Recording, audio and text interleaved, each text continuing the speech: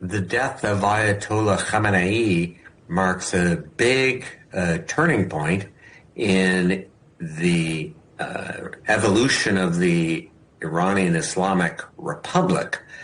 I do not think, however, that it will change the immediate dynamics of the conflict ongoing now between Iran, the United States, and Israel. And how do you think Iran would retaliate after this?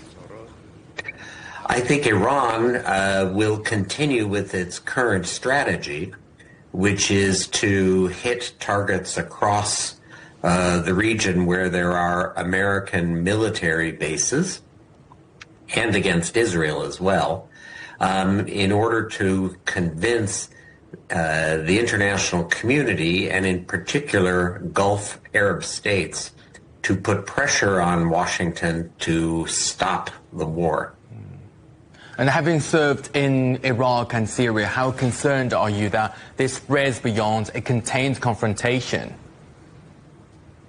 Well, I think already it has spread dramatically and more than most people expected. I think, for example, governments in Persian Gulf states, such as the United Arab Emirates or Kuwait or even Qatar, are surprised by how strongly the Iranians have attacked them. And certainly, for example, no one expected the airport in Dubai to close. No one expected the airport in Abu Dhabi to close. I do not think that the government in Bahrain, for example, expected to see damage to a hotel in downtown Manama, as well as a direct hit, powerful hit, on the American naval headquarters in Manama. So we have seen some instances of rockets being fired in Iraqi Kurdistan, in the city of Erbil, or outside the city of Erbil, where there is again an American military base. And so already this conflict has spread. The question is whether it will intensify in the days ahead. That's a good question. Do you think it will intensify? Because President Donald Trump has warned Iran not to strike back, saying, if they do, we will hit them with a force that has never been seen before. Where do you think it goes from here?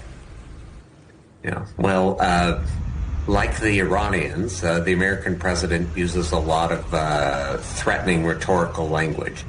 So the way I see it is there's a key dynamic, which is that the Iranians are firing missiles and drones, and there are air defenses, largely established by the United States and Israel, that are shooting down large majority of the incoming Iranian drones and missiles.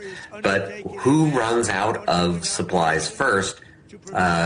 Do the Iranians run out of missiles and drones, or do the Americans, Israelis, and Gulf states run out of interceptors? That's a contest. And in addition, of course, the Americans and the Israelis will turn to hunting down launch sites. They're already doing this, in fact, from where the Iranians are firing missiles and drones. So we will watch in the next couple of days to see how these dynamics play out. But it is interesting that the Iranians, after now a day and a half of exchanges, the Iranians continue to fire.